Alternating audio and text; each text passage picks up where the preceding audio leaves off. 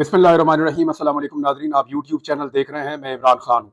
मैंने जो आखिरी वीलॉग किया था वो 10 मई 2023 को किया था और आज जो है वो 30 जनवरी 2024 है। यानी इतनी लंबी छुट्टी के बाद दोबारा आपसे बात हो रही है। तब मैंने आपसे अर्ज किया था अपने आखिरी वीलॉग में कि जब आप इस वीलॉग को सुन रहे होंगे तो मैं पकड़ा जा चुका होऊंगा और मेरे लिए आप दुआ कीजिएगा।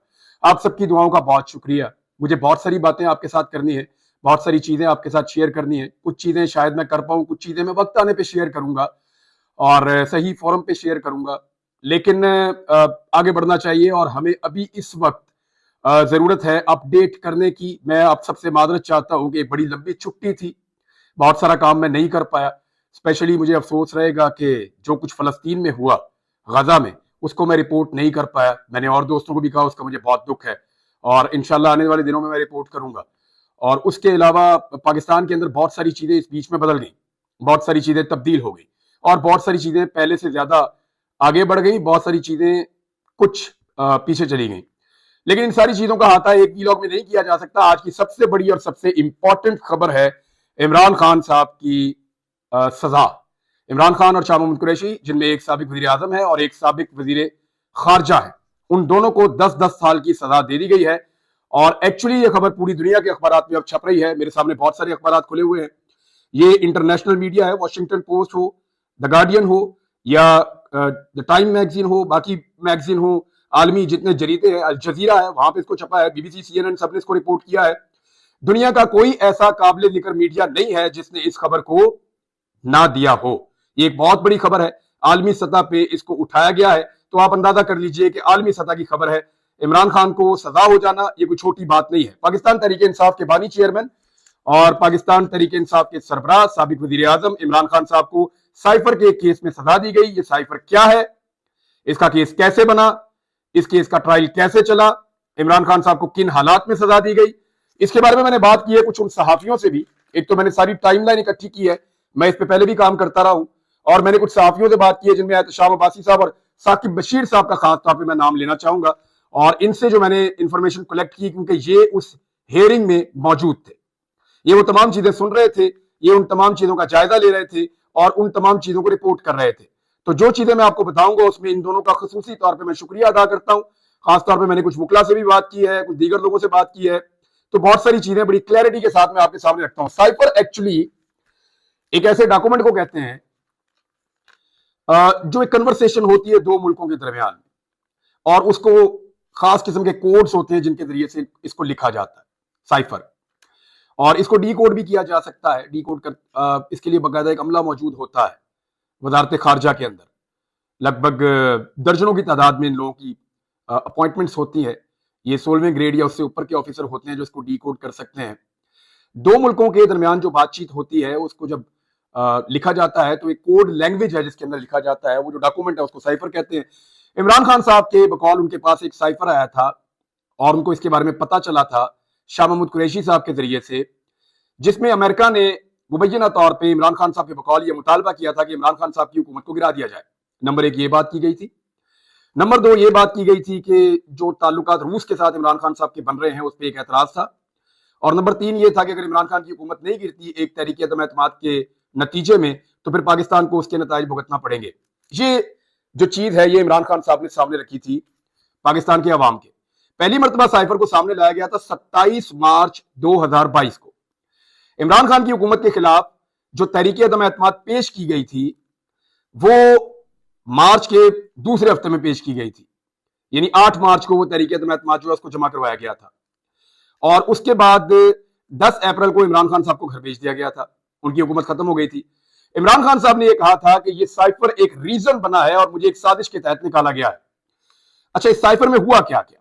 एक तो इमरान खान साहब ने पब्लिकली इसके बारे में बताया पहले।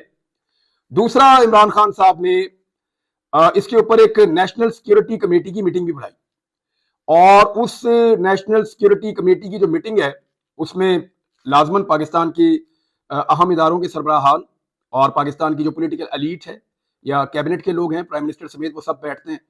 तो उस पर अमेरिका को डिमार्श किया गया था, यानी अमेरिका से एहतजाज किया गया था कि हमारे अंदरूनी मामले में ये एक ब्लेटेंट इंटरफेरेंस है, एक मुदाखलत है पाकिस्तान के अंदरूनी मामले में। तो उस पर फिर एक डिमार्च किया गया था, यानी पाकिस्तान ने उसके ऊपर एक एहतजाज किया था। पाकिस्तान में भी और वाशिंगटन में भी, दोनों तरफ ये एहतजाज हुआ था। उसके बाद एक हुकूमत और आई, इमरान खान साहब की हुकूमत खत्म हो गई, शहबाज शरीफ साहब की हुकूमत आ गई, और उन्होंने ये जरूर कहा कि ये साजिश नहीं है। यानी दोबारा जब नेशनल सिक्योरिटी कमेटी बैठी तो उन्होंने कहा ये साजिश नहीं है, लेकिन उन्होंने भी इसको अंदरूनी मामले में मुदाखलत करार दिया था। अब कहानी ये बनती है कि इमरान खान साहब के बकौल अमेरिका पाकिस्तान के अंदरूनी मामले में मुदाखलत कर रहा है, और इस बात को पीडीएम की जो हुकूमत बनी थी उसने भी आकर सेकंड कर दिया था कि ये मुदाखलत तो है। अब इमरान खान साहब कह रहे थे कि ये मुदाखलत एक साजिश है, लेकिन जो पीडीएम की हुकूमत थी वो कहती है साजिश नहीं है। फिर साइफर के बारे में अजीब अजीब कहानियां चलना शुरू हुई। कुछ लोगों ने यह कहा, सियासी लोगों ने, कि ये तो खाली सफा था, इमरान खान ने लहरा दिया। कुछ लोगों ने कहा था साइफर का वजूद ही नहीं है। कुछ लोगों ने कहा कि ये झूठ बोल रहे हैं, ऐसा कोई खत आया ही नहीं, ऐसा कोई साइफर आया ही नहीं। यानी हर आदमी ने अपनी अपनी जबान बोली, लेकिन अब उसी एक चीज के ऊपर जिसको सारे डिनाई कर रहे थे, इमरान खान साहब को और शाह महमूद कुरैशी को 10 साल की सजा सुनाई गई है।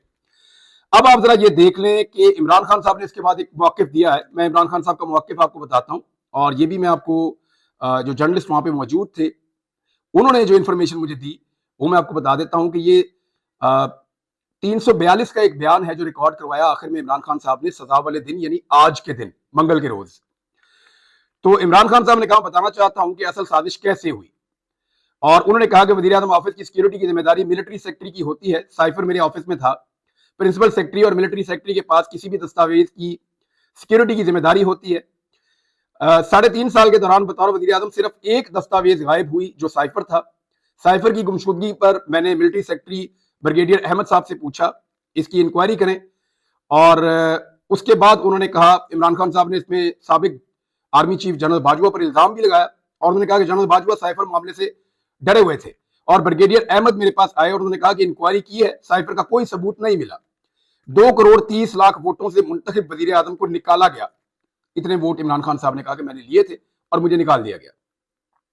इस साजिश में इमरान खान साहब के बकौल वो कह रहे हैं कि साबिक आर्मी चीफ जनरल बाजवा और डोनाल्ड लू शामिल थे। कोई भी वजीर आजम होता तो इस साजिश के खिलाफ आवाम में चला जाता, मैंने भी वही किया।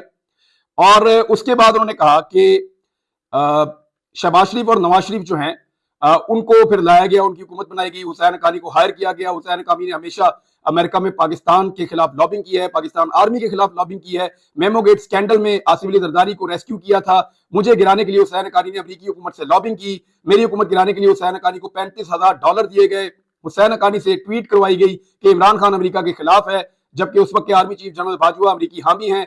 हुसैन हक्कानी ने जनरल बाजवा के कहने पर मेरे खिलाफ लॉबिंग की है, ये इमरान खान साहब ने इल्जाम लगाया। और उन्होंने कहा कि उसके बाद हमारे इत्तेहादियों को तोड़ा गया, और उसके बाद इमरान खान साहब ने कहा कि मैंने जनरल बाजवा से राब्ता किया और उनको आगाह किया। उन्होंने कहा ऐसा कोई मंसूबा नहीं है, और मैंने उनको ये आगाह किया कि ये सब कुछ किया जा रहा है। यानी इमरान खान साहब ने उस वक्त, क्योंकि वो उस वक्त वजीर आजम थे, तो उनके बकौल वो राब्ते में थे। फिर उसके बाद असद उमर, शाह महमूद कुरैशी और परवेज खटक शामिल थे। एक कमेटी भी बनाई गई, इमरान खान साहब ने कहा। लेकिन इमरान खान साहब के बकौल उनको एक धमकी दी गई कि 12 साल के लिए अंदर कर दिया जाएगा उनको, और ये धमकी उनके बकौल और शाह महमूद कुरैशी साहब ने ये वहां पे इस ट्रायल के दौरान क्लेम किया कि ये धमकी जो है, और ये रिपोर्ट भी हुई है, सोशल मीडिया पे भी रिपोर्ट हुई है, और मुझे क्योंकि जर्नलिस्ट हैं, क्रेडिबल जर्नलिस्ट हैं, वो ये बात कर रहे हैं, तो मैं आपको ये बात सुना देता हूँ। उन्होंने कहा जी कि जनरल बाजवा ने मुझे धमकी दी थी कि अपनी सिमत दुरुस्त करो वरना 12 साल के लिए अंदर चले जाओगे। अच्छा, उसके बाद जी वो कह रहे हैं कि रूस के दौरे से कबल मेरी जनरल साहब से बात हुई थी, ये दौरा बहुत अहमियत का हामिल था। जनरल साहब ने मुझे यकीन दिलाया कि रूस से दौरे से मुताल्लिक तमाम कमांडर से बात हुई है। 3 दिन बाद जब रूस से वापस आया तो शाह महमूद कुरैशी ने मुझे साइफर के पैगाम से आगाह कर दिया। मेरे लिए हैरानकुन बात थी। अच्छा, अब ये सारी वही चीज है जो इमरान खान साहब पहले बताते रहे हैं। अब आ जाए आप इस बात के ऊपर कि 22 और 23 मार्च को इस्लामाबाद में ओआईसी कॉन्फ्रेंस थी। ओआईसी कॉन्फ्रेंस खत्म होने पर मैंने अवाम को साइफर के बारे में बताने का फैसला किया, और अब बात वहीं आ जाती है जहां पे इमरान खान साहब ने पब्लिक को पब्लिकली बताया कि एक धमकी आई है। उस वक्त इमरान खान साहब ने मुल्क का नाम नहीं लिया था गालिबन, उन्होंने कहा था एक धमकी आई है और मेरी हुकूमत गिराने के लिए एक साजिश की जा रही है। ये इमरान खान साहब का जो है वो एक क्लेम था। अच्छा, इमरान खान साहब ने कहा कि मैं अवाम के पास जाना चाहता हूं। इस वक्त मईशत डूब रही थी, महंगाई रिकॉर्ड 38% पर थी, ग्रोथ रेट 6.17% से गिरकर मनफी में चली गई। ये इमरान खान साहब की हुकूमत गिरने के बाद मईशत के साथ क्या हुआ, इस पर हम एक अलग वीलॉग करेंगे। मैं आपको कंपैरेटिव एनालिसिस बताऊंगा जो आपको भी अब पाकिस्तान का मीडिया अनफॉर्चुनेटली नहीं बता रहा, बहुत सारे और बखेड़े हैं उनमें वो फंसे हुए हैं। हम आपको बताएंगे कि इमरान खान साहब इकोनॉमी को कहां छोड़ के गए थे और पीडीएम की जो हुकूमत है नवाज शरीफ साहब की, शहबाज शरीफ साहब की वजारत उज़्मा में, वो इकोनॉमी को कहां छोड़कर गई है। भारत इमरान खान साहब को 10 साल की सजा सुना दी गई है। ये सजा किस तरीके से सुनाई गई, इस पे जब मैंने फैक्ट्स इकट्ठे किए तो कुछ हैरत अंगेज चीजें हैं जो मेरे सामने आई। एक तो ये है कि 15 अगस्त को इमरान खान साहब को जब गिरफ्तार किया गया तो 5 अगस्त को वो गिरफ्तार हुए और उसके बाद इमरान खान साहब की गिरफ्तारी डाल दी गई साइफर केस में भी। उनको गिरफ्तार किया गया था तोशाखाना केस में। जब तोशाखाना केस में जमानत हुई इमरान खान साहब की, तब मालूम हुआ अगस्त के बिल्कुल आखिर में कि एक्चुअली इमरान खान साहब की गिरफ्तारी डली हुई है पहले से ही साइफर वाले मुकदमे में भी। और उसके बाद इमरान खान साहब का ट्रायल शुरू होता है। पहले ये ट्रायल जो है उसको इन कैमरा रखा जाता है और उस ट्रायल के अंदर जिस तरह से जेल में ट्रायल हुआ उसको चैलेंज किया गया हाई कोर्ट के अंदर। हाई कोर्ट ने कहा कि जेल में ट्रायल जो भी हुआ है 29 अगस्त से 21 नवंबर तक उसको कलअदम करार दिया जाता है, इसलिए कि वो इंसाफ के तकाजों के मुताबिक नहीं हुआ, जो ड्यू प्रोसेस है लॉ का उसके मुताबिक नहीं हुआ, वो कलअदम हो गया। और उसके बाद दोबारा हाई कोर्ट ने एक मरतबा फिर यह हुक्म दिया कि जो 13 दिसंबर के बाद से लेकर 9 गवाहान के बयान कलमबंद किए गए थे या उनके बयान लिए गए थे, वो बयान भी कलअदम करार दे दिए हाई कोर्ट ने। और वो इसलिए दे दिए कि वो भी इन कैमरा किए जा रहे थे, तो इसकी कोई गुंजाइश नहीं है। एक ओपन ट्रायल का कहा गया कि ओपन ट्रायल किया जाए इमरान खान साहब का। अब शुरू होता है ओपन ट्रायल। इस ओपन ट्रायल के अंदर 3-4 गवाहियां बड़ी इंपॉर्टेंट है, उनमें एक गवाही जो है आजम खान की भी है।